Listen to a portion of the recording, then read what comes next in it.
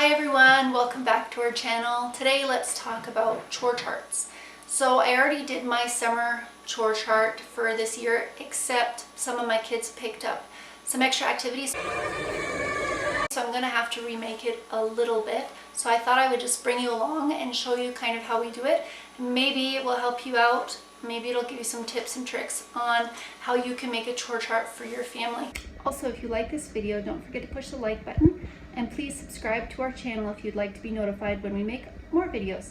We started doing chores, structured chores with our kids probably when they were about 5 or 6, kind of when I started to realize that I could not keep up on my own with 3 kids at that time, plus I was pregnant. So I really honed in on laundry and dishes. I tried really hard to teach my older kids to help me with laundry and dishes and just tried to stay afloat. So I just really encourage you, if you're a mom with young kids, just need to start with the basics and your kids will get there, and before you know it, they'll be helping you a ton around the house. But don't worry about it right now. Just enjoy those little ones. The time will go fast. So I really think that chores are very important for kids. I think that we all have this desire to feel like we are needed. We want to be part of something, and it just gives them some purpose, and it also shows them they're part of something bigger than just themselves. So I think chores are really important and really good to instill in kids the value of hard work and taking care of those around them. I redo our chore chart probably every 3 months or so, depending on what's going on in our lives and what activities the kids are involved in. Our chores kind of change seasonally. In the winter there's less outside things to do, and in the summer there's more. So you really have to adjust your chore chart based on what's going on in your family's lives. If you are a homeschooling family, I strongly encourage you to include chores in your homeschool, because doing chores is school. It's a part of school. It's a very big part of school, because chores are something they will do for their whole lives. So I really encourage you to do that. So the first thing that I do is I make a list of all the things that need to be done. I divide my lists into things that need to be done daily, weekly, monthly, and quarterly, or a couple times a year. And I write down everything. The first time that I wrote these lists, actually I set it on a counter, and it took me probably a week and maybe more. Every time I thought of something, I would just add it to the list. And even after I thought I'd had everything, I still continued to add things, and still today I will add things. Obviously you're going to have different chores than we need done at our house, but here's just an example. There's just a few things here I've listed. We need the garbage taken out, we need the chickens fed, we need the dishes done, the floor in our girls' room. We have 4 girls that are in one room, so we need to clean that floor, sweep the kitchen, clean the bathrooms, laundry, vacuum upstairs, feed the dog, and organize the bookshelves, and pick up the entryway. So those are just some examples that you'd find on our chore chart. So then I have our monthly chores. I've already done this chore chart, and I just do it based on the first Friday, second Friday, third Friday, and fourth Friday, because that is the day that this works best for us to get it done. And the big one for us is to get our sheets washed. So we try and do 2 beds every Friday, and that usually gets them cleaned at least once a month. And then on the 4th Friday of every month, we try to clean the basement. Our basement is kind of an open floor plan where I let the girls just kind of take over and play down there. And so every 4th Friday we try and clean it up. I also add to that list detailed expectations. If I tell a child that they're in charge of dishes, what does that mean? My kids know now that it means they are the kitchen helper.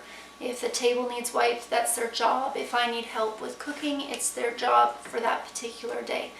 But at first, when I started making this chore chart, I wrote down exactly what I expected, partly for the child and partly for me, so I knew how to be consistent with them and what I expected from them. So the next thing I do is I pull out a calendar and I look at who's doing what for the coming couple months, what activities are going on, who's going to be busy when, so that I know how to properly schedule the chores.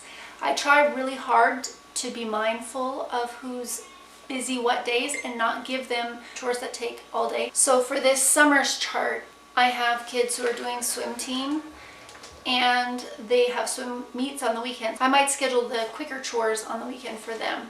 I have kids who are really involved in 4-H, so certain days they're going to be busier. So I try not to pick chores for them that can't be done quickly. Then when we have our school year activities, our chores will look different again. The next thing I do is try and look at the age of my kids and what is appropriate for their age.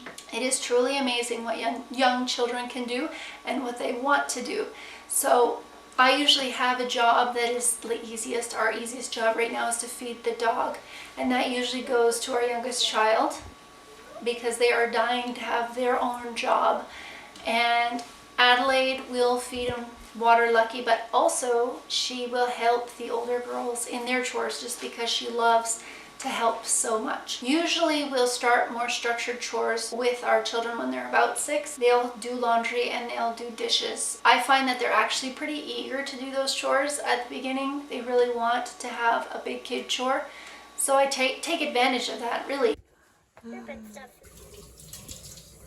And try and teach them exactly how to do it at that age. It really helps in the long run. So now is the time that you need to make your chart. I usually do it on the computer. For many, many years, I didn't have access to a printer, and so I would actually write this chart down, and it's totally doable. It takes a little bit more time, but it's totally doable, and it really helps out our family to have a chore chart, so it's worth taking the time to do it. After you make your first chart, the rest of the charts become so much simpler. The first even couple were kind of challenging for me, but now it just takes me a couple minutes to update them when I need to. When I make my chart on the computer, I make a table and I put in the days of the week and who needs chores, the kids, and I include myself. I don't give myself a ton of chores because I kind of view myself as the overseer. If I do have a chore on a specific day, typically it's because I am helping a child with that chore who's maybe just learning, one of the younger children who's just learning. But mostly I just try and oversee what is going on. And finally, I just encourage you to let your kids do it. Teach them, give them the expectations that you have, and then just let them do it. Yes, they won't do it perfectly, especially at first. And yes, they might forget and you'll have to remind them. Don't do it for them, remind them. But eventually, in time, it will be an amazing thing to have things getting done in your house that you're not having to do all by yourself all the time. My older 2 girls now are 13 and almost 12, and they can clean a kitchen and do laundry just as well as I can. And they have been such a blessing to me. When my life gets crazy, I know I can count on them to do the jobs that need to be done, to make a simple dinner if it's needed, or to throw in a load of laundry if I'm not here to do it myself. I also want to encourage you to be flexible. So we make this chore chart, but there are days where things come up and somebody can't do the chore that they're listed for that particular day, and I try and remind our kids that the chores are there so we can help each other out. So sometimes we might double up on chores, or someone might be doing someone else's chore, but it's a way that we can love one another when things come up. I hope you find this encouraging and maybe helpful. I want you to know that my house is not perfectly clean.